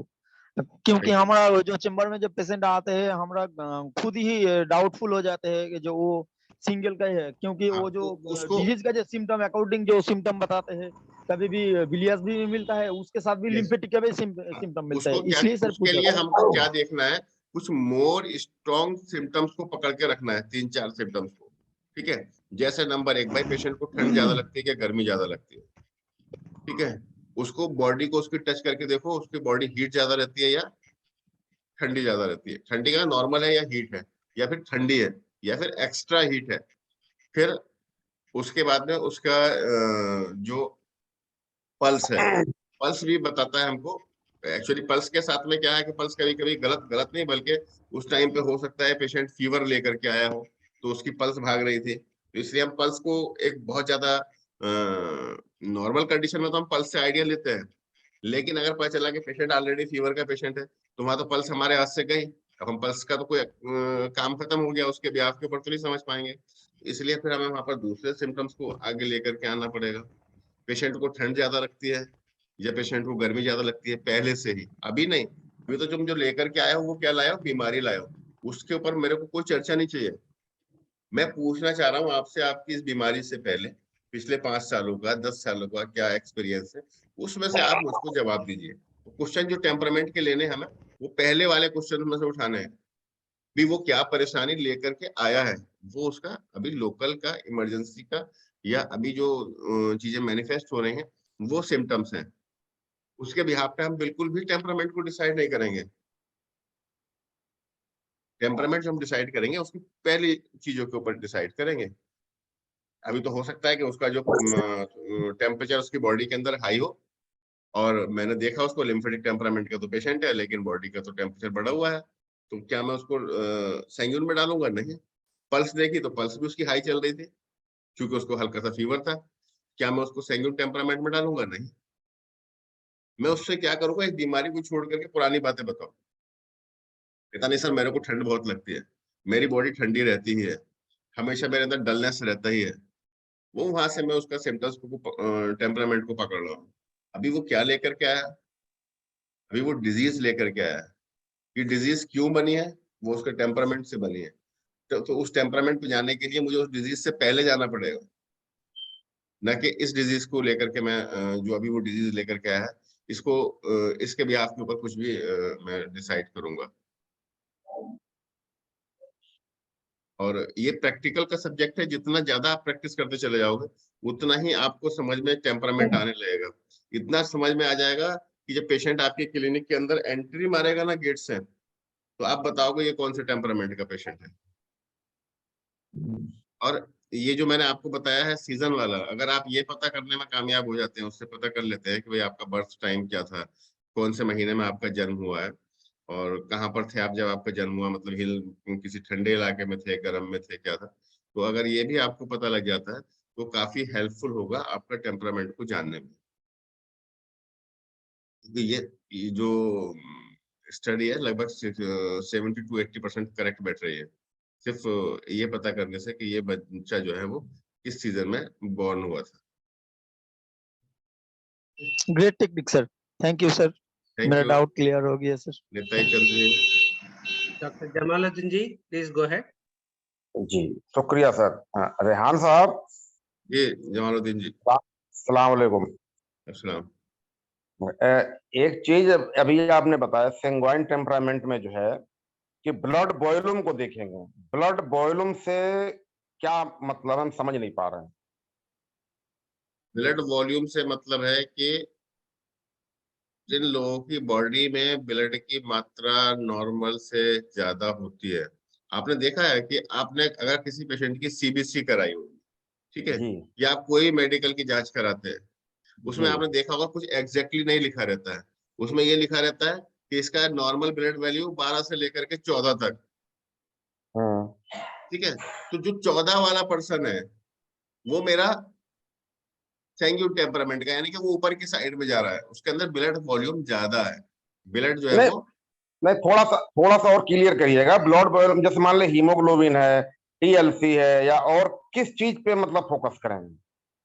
नहीं, ये जो हमारा जो फोकस रहता है टोटल ब्लड वॉल्यूम के ऊपर रहता है कि उसकी बॉडी के अंदर ब्लड की मात्रा कितनी ज्यादा है। उसके अंदर अगर आप सोचेंगे फिर हम ब्लड के अंदर जाकर के उसका हीमोग्लोबिन के ऊपर, उसकी आरबीसी के ऊपर, या उसके प्लेटलेट्स के ऊपर, या किसी भी ब्लड के कंटेंट्स के ऊपर जाकर के डिसाइड करेंगे, तो ब्लड के कंटेंट पे जाकर के आप उसको डिसाइड नहीं करेंगे। और नहीं नॉर्मली, ब्लड हाँ, सर एक चीज बताइए, ब्लड वॉल्यूम से मतलब मैं समझ नहीं पा रहा। वॉल्यूम उसे उसको कह रहे हैं जो लीटर में होता है, या किस चीज से? एक आप जैसे लाइक वाइज कुछ तो बताइए, एक एग्जांपल बताइए हमें, जो है कि हाँ भाई इसको हम मान लीजिए पकड़ा, हीमोग्लोबिन को ले लें, टीएलसी को ले लें, प्लेटलेट को, किसी एक चीज को बताइए जिससे हम समझ सकें जो हुआ। नहीं नहीं, आप ना तो जो है वो टीएलसी को लेंगे, और ना ही मतलब जो है वो उसका जो है वो प्लेटलेट्स को लेंगे। अगर आप ब्लड वॉल्यूम की बात कर रहे हैं, ठीक है, फिर वॉल्यूम के अंदर वॉल्यूम जो बढ़ता है तो फिर वॉल्यूम बढ़ता है, वॉल्यूम के अंदर बहुत सारी चीजें जो है, सारी चीजों का इन्वॉल्वमेंट से ही वॉल्यूम बढ़ता है। किसी पार्टिकुलर एलिमेंट के एक्सिस होने से तो वॉल्यूम नहीं बढ़ेगा, वॉल्यूम तो बढ़ेगा किसी पार्टिकुलर एक्सिस एलिमेंट के एक्सिस होने से। मान लीजिएगा उसके बॉडी के अंदर ब्लड के अंदर प्लाज्मा ज्यादा है, वाटर के कंटेंट ज्यादा है, तब भी उसका ब्लड वॉल्यूम ज्यादा होगा। ब्लड वॉल्यूम का यहाँ पर होने से मतलब है, अगर आप ब्लड को यहाँ पर अगर जिस प्रोस्पेक्टिव से आप देख रहे हैं, तो उसको आप फिर खाली एचबी से देख सकते हैं, हीमोग्लोबिन से देख सकते हैं। ठीक। अगर आप उस प्रोस्पेक्टिव से देखना चाह रहे हैं कि सर मैं कोई उसके इन्वेस्टिगेशन करा के कैसे पता करूं, ठीक है, तो वहां पर फिर आप उसको देखने के लिए आप हीमोग्लोबिन से उसको देख सकते हैं कि भाई हाँ, अगर उसके अंदर हीमोग्लोबिन उसका ज्यादा रहेगा, हीमोग्लोबिन ज्यादा रहेगा, तो उसके अंदर ऑक्सीजन की मात्रा ज्यादा रहेगी। ऑक्सीजन, सारी चीजें जुड़ी हुई हैं एक दूसरे से, ऑक्सीजन की मात्रा ज्यादा रहेगी, उसके कलर जो है वो ज्यादा फेयर रहेगा, ज्यादा एक्टिव रहेगा। तो वहां पर अगर आप उसको चेक करना चाहते हैं तो हीमोग्लोबिन से चेक कर सकते हैं। लेकिन फिर वही चीज है कि अगर आप उसको हीमोग्लोबिन से चेक कर रहे हैं, तो हीमोग्लोबिन से हमको ये चेक नहीं कर सकते कि हम अभी पेशेंट आया है, अभी हो सकता है उसका हीमोग्लोबिन डाउन हो, जी अभी वो पेशेंट आया है, उसको हो सकता है, फीमेल पेशेंट था, उसको मेंसेस होकर निपटा है, और जब हमने उसका हीमोग्लोबिन चेक कराया तो हीमोग्लोबिन दूसरा कम आ गया, तो क्या हम उसको लिम्फेट सैंग्यून टेम्परामेंट से निकाल दें? नहीं निकाल सकते, क्योंकि हमें उसके इस डिजीज के ऊपर नहीं जाना है, हम उसकी पूरी हिस्ट्री के ऊपर जाना है। और उसका ब्लड वॉल्यूम ज्यादा था, ज्यादा होता है, इसको चेक करने के लिए आप बजाय पैथोलॉजिकल इन्वेस्टिगेशन के, उसके इन जो मैंने आपको जो साइन बताए हैं, उसके फिजियोलॉजिकल साइन, उसका फिजिकल साइन, उसके साइकोलॉजिकल साइन, इन सारी चीजों से आप पता करेंगे कि हाँ, इस पेशेंट का ब्लड वॉल्यूम ज्यादा रहता होगा। वरना अगर आपने अभी टेस्ट कराया तो अभी तो कैसे डिसाइड करेंगे, क्योंकि वो टेस्ट इस मिनट का टेस्ट है। अभी उसकी बॉडी में ब्लड वॉल्यूम ज्यादा था तो ज्यादा आ गया, कम होता तो अभी कम आया था।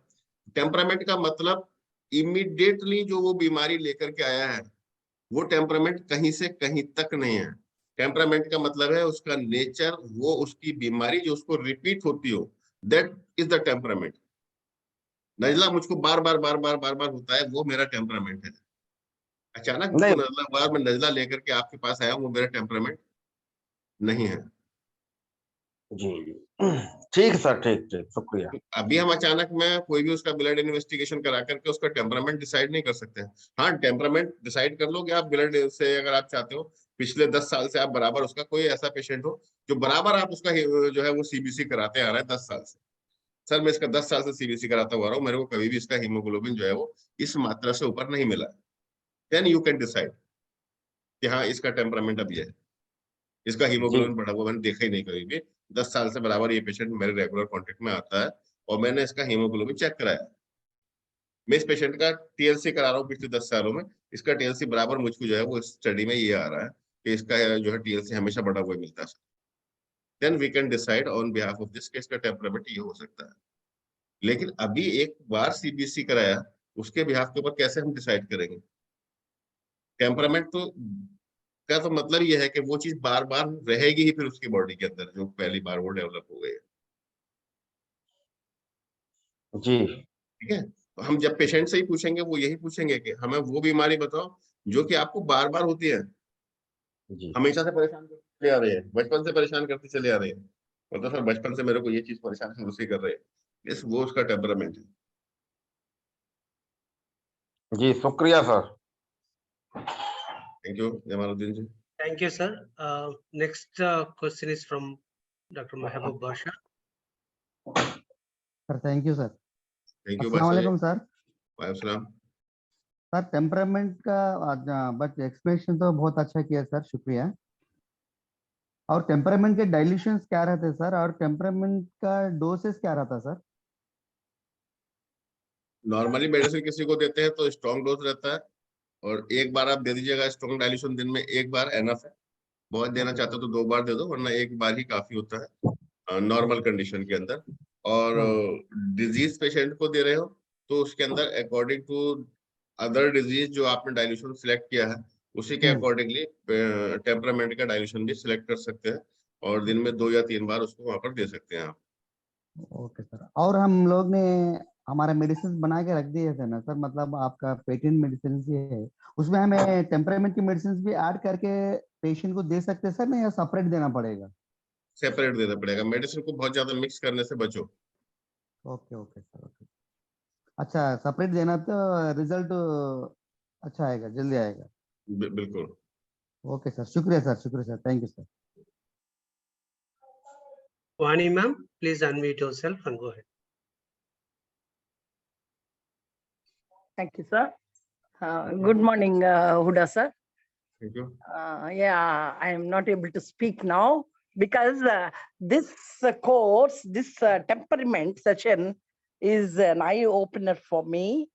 What happened since 45 days, I have been daily taking the beetroot, salad like with pomegranate, beetroot, carrot, and with some ginger and honey, and this combination 45 days I have been taking.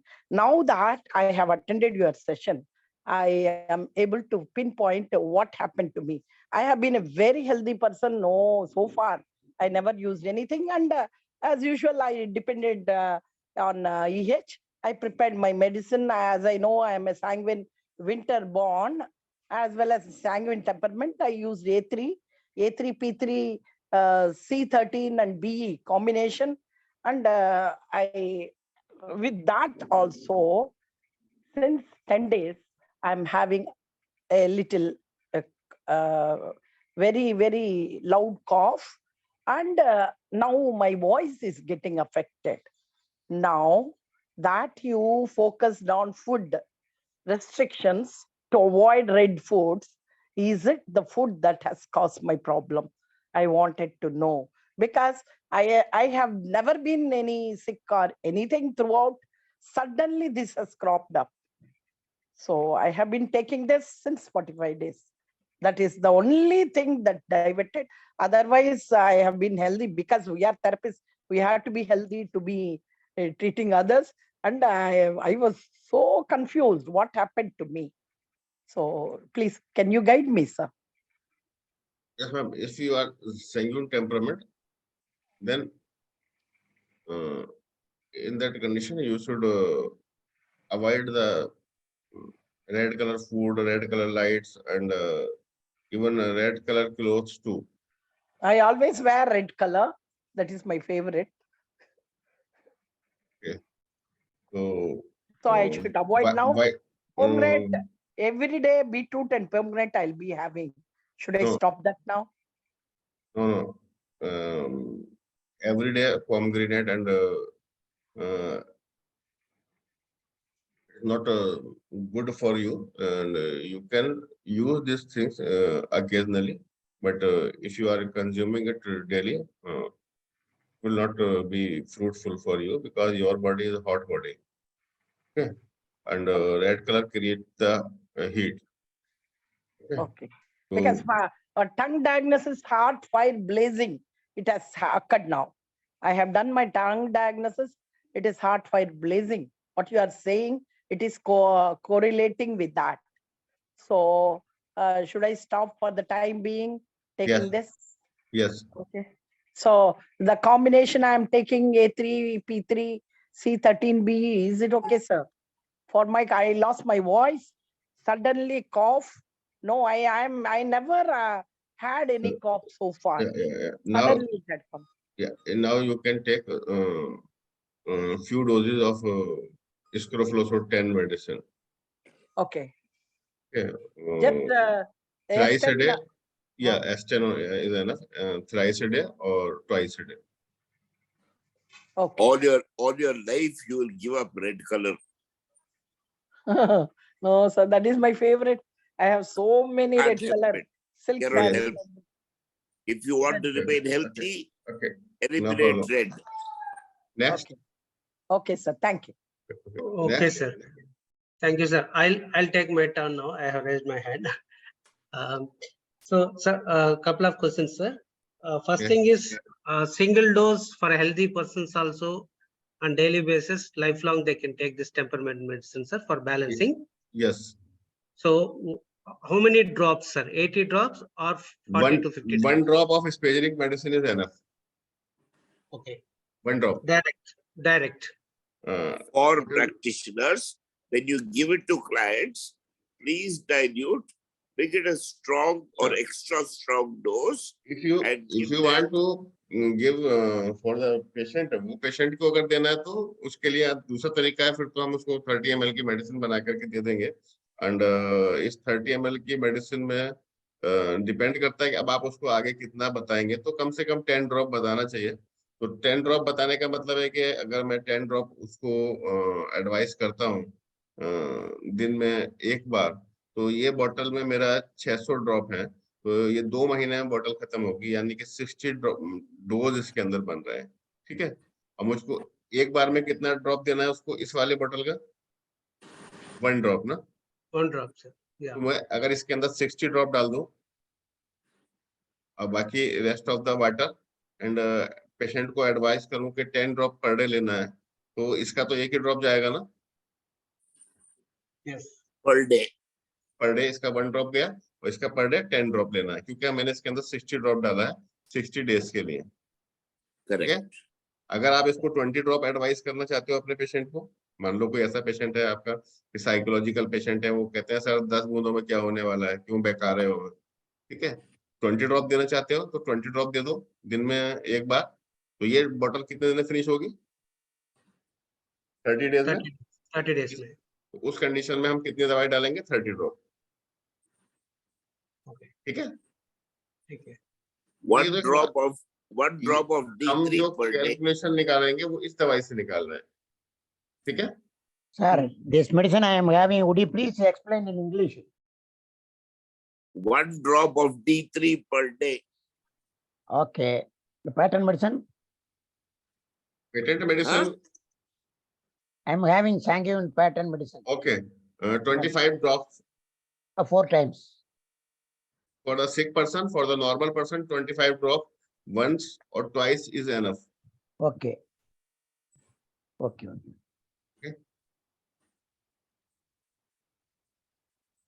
कोई और? Great, sir. Sir, you advise S10. How many drops should I take, sir? S10 का आप 1 drop लेंगे आप per day के लिए, तो आप 30 ml की बोतल में 10 ड्रॉप डाल दीजिए. Okay. D3 के, एंड उसको 30 ml के बनाने के बाद में 20 ड्रॉप 4 टाइम्स अभी लीजिएगा आप स्टार्टिंग में. Okay, sir. Thank you. And we are going to start for the diagnosis purpose 5 element diagnosis through 5 elements. इसके जो हम लोग पिछले 1 साल से क्लास चलाते चले आ रहे हैं and new batch we are going to start from I think it is 30 Friday का कौन सी डेट का पड़ रहा है 24, sir. 31 मार्च March 31 31 मार्च ओके तो 31 एंड 1 अप्रैल को 31 को हम लोग ये क्लास स्टार्ट कर रहे हैं new batch and for 5 element Hindi वाला भी और इंग्लिश वाला भी हिंदी वाला जो है वो इवनिंग में रखेंगे नून में और इंग्लिश वाला मॉर्निंग में रहेगा अभी फिलहाल टाइम हमारे ये डिक्लेयर्ड है but according to the students इस टाइम को हम लोग आगे पीछे कर सकते हैं बट हम ये डायग्नोसिस थ्रू 5 एलिमेंट्स का जो क्लास है वो 31 मार्च से स्टार्ट करना जा रहा है तो जो भी न्यू पर्सन्स हैं जिन्होंने इसका कभी कोई क्लास नहीं लिया तो वो लोग अपने आप को रजिस्टर करा सकते हैं एंड फीस ये क्लास हमारा 2 महीने में फिनिश होगा एंड फ्राइडे सैटरडे 2 क्लासेस होंगे एंड 2 महीने में हम लोग इसको पूरा करेंगे और जो फीस है इस क्लास के लिए वो 3500 रुपीज फिक्स की गई है तो वो भी न्यू स्टूडेंट्स हैं या इसको सीखना चाहते हैं 5 एलिमेंट्स के क्लासेस को वो रजिस्टर करा सकते हैं अपने आप को 31st के लिए we are going to start from 31st and this class is 2-month class and every day every week Friday and Saturday we will conduct the class for English this class will be separate for English medium and for Hindi medium so English medium class we will organize in the morning session and morning 10 to 8 to 10 or we can shift it 9 to 11 it will be on the comfortability of all English batch students and Hindi batch is timing is 3 to 5 evening so if you want to register yourself you can register for this class okay. And this class will be very helpful for the diagnosis purpose so diagnosis is most important thing okay.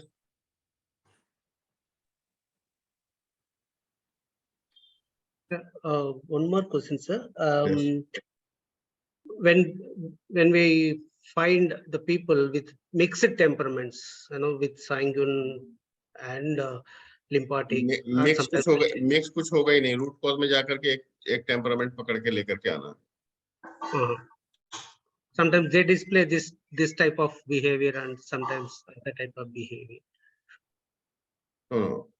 वो हमको उसके root cause में जाकर के practice करनी पड़ेगी और practice से एक ही टेम्परामेंट को जाकर के पकड़ के लेकर के आना ओके फर्स्ट ऑर्गन कौन सा था अगर हम फिर इसको आगे चल के ऑर्गन से जब जोड़ेंगे ना पता चलेगा कि इसका लीवर डिस्टर्ब रहता था इसका स्प्लीन डिस्टर्ब रहता था इसका किडनी डिस्टर्ब रहता है इसका लंग्स डिस्टर्ब रहता है जब इसके फर्दर नेक्स्ट स्टेप में जाएंगे ठीक है अब अगर मान लो एक टेम्परामेंट था उसका लीवर उसका डिस्टर्ब था उस टेम्परामेंट का वो पर्सन था शुरू से अब कुछ टाइम तक चलते चलते क्या हुआ कि जब बहुत टाइम तक लीवर डिस्टर्ब रहा तो उसका लंग्स भी डिस्टर्ब रहने लगे अब आपको दोनों चीजें दिखाई देने लगी उसके अंदर लंग्स भी दिखने लगा और लीवर भी दिखने लगा अब आपने कहा सर ये तो मिक्स हो गया मुझको लंग्स के भी सिम्टम दिखाई दे रहा है मुझको लीवर के भी दिखाई दे रहा है ठीक है तो यह इसी केस के अंदर अब आपको क्या करना है एक स्टेप आगे जाकर के ये देख करके आना है भेजूंगा पहले लंग्स डिस्टर्ब हुआ या पहले लीवर डिस्टर्ब था इसका पेशेंट का वहां से जाकर के फिर आप जो है वो टेम्परामेंट को चेक करके आएंगे ठीक है और हम लोग daily Dr. Veena, tomorrow class Yes, sir. 8:45 who's going to present the online I am coming on this topic okay एक मिनट तो हम लोग जो है मॉर्निंग में भी एक सेशन अपना चलाते हैं जो कि फ्री है डाउट सेशन है कोई भी आकर के सुबह 8 बजे से लेकर के 9 बजे तक इस कंट्रोल करो प्रथम कोई भी आकर के मॉर्निंग सेशन में डाउट सेशन में कोई भी क्वेश्चंस आप लोग कर सकते हैं मंडे टू थर्सडे ये हमारा सेशन रहता है, Friday Saturday and Sunday off रहता है। तो इस मॉर्निंग सेशन में आपका कोई भी क्वेरी है वो आप लोग कर सकते हैं। और हम लोगों ने अभी इसमें ये भी प्लान किया है कि आप लोगों की जो एक्सपीरियंस है उसको बीच बीच में हम लोग शेयर करेंगे। तो उसके लिए एवरी ट्यूसडे हम लोगों ने प्लान किया है कि ट्यूसडे में कोई जो भी अपनी बात रखना चाहते हैं तो उस टाइप का एक आप लोगों का केस स्टडी वहां पर हम लोग रखेंगे। तो लास्ट वीक डॉक्टर परमानंद जी ने अपने केस प्रेजेंटेशन किया था, एंड इस बार जो है वो डॉक्टर यूसुफ का प्रेजेंटेशन रहेगा ट्यूसडे में, टुमारो। डॉक्टर यूसुफ रहेंगे कल 8:45 पे उनका प्रेजेंटेशन है। एंड आप लोग जो भी कोई अपने प्रेजेंटेशन देना चाहता है नेक्स्ट वीक में, ठीक है, हर मंगल के दिन एक प्रेजेंटेशन रखेंगे एक प्रैक्टिशनर का। आप लोगों में से कोई भी अपना प्रेजेंटेशन देना चाहता है केस स्टडी के ऊपर, तो अपना आप लोग भी हमारे टीम से कांटेक्ट कर सकते हैं, डॉक्टर गिरिधर गोपाल से या डॉक्टर बीना से, इन लोगों से कांटेक्ट कर सकते हैं। और हिंदी लैंग्वेज में आप लोग जो है वो डॉक्टर परमानंद जी से जो है वो इन सब चीजों के लिए कांटेक्ट कर सकते हैं। कि जब आप अपने केस स्टडीज आप आगे लेकर के आएंगे और लोगों के बीच में रखेंगे तो से आपका ही प्रमोशन होगा और दूसरे लोगों का भी प्रमोशन होगा। तो कल डॉक्टर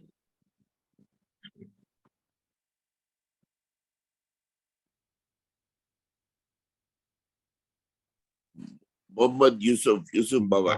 डॉक्टर मोहम्मद यूसुफ जी का रहेगा कल programme. Doctor Bina please note. Yes, sir. हाँ, उनका पीपीटी बन गया है और मेरे पास शायद उन्होंने भेज भी दिया था। I will forward it to you. Okay. Thank you. Okay. Thank you, sir. बहुत अच्छा लगा आज सब लोग बड़ी Thank you स्ट्रेंथ में लगभग very much. Almost Hello, sir. 55 members, and this class was very interesting. Now, I think next class similar to this we plan to hold is on hypo and hyper organs and diseases and how to deal with that. So we will announce a date for that shortly, but in principle, that's the next preparation going on. Every Monday, we will have one such class. And Sister Sunita.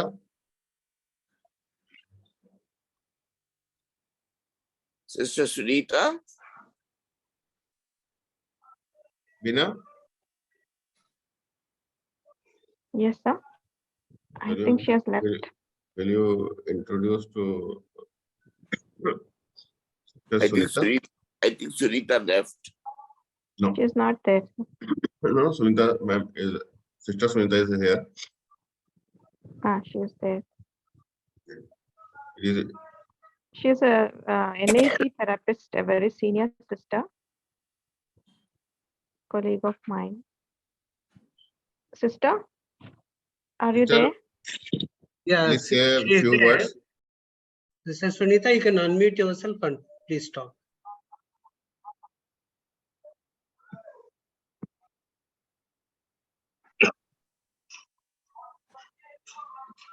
Sir, thank you for the informative sessions. I like to continue to participate the class. Thank you very much. Thank you, sister, for participating. We are very happy to have you. Yeah, thank you. Thank you. She has been honored by Pope in the Vatican.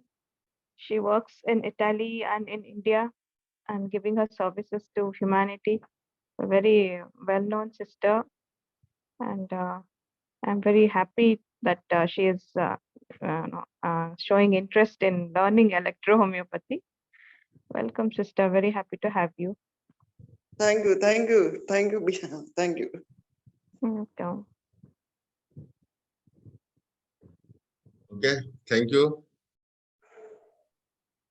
Okay, thank you, sir. Thank you very much, sir. Good day. जज़ाकल्लाह लगता है आपकी class बहुत अच्छी रही, बहुत अच्छा लगा। Thank you, sir. Have a good day, sir. To all of you. Thank you, sir. Thank you, sir. Thank you to all. Thank you. Good day. Thank you, sir. Thank you. And मैंने class को पूरा record कर लिया है और जिन लोगों को भी जरूरत हो मैं उस पे YouTube के ऊपर लिंक डाल दूंगा. You can check. Okay. Yes, yes, that's good. ठीक है hello sir, Thank you. Group में भी डाल दीजिएगा सर। हाँ. Thank you, group में भी sir. डाल दें. Thank you. Thank you, Dr. Huda. Thank you, sir. Thank you, sir. Thank you sir.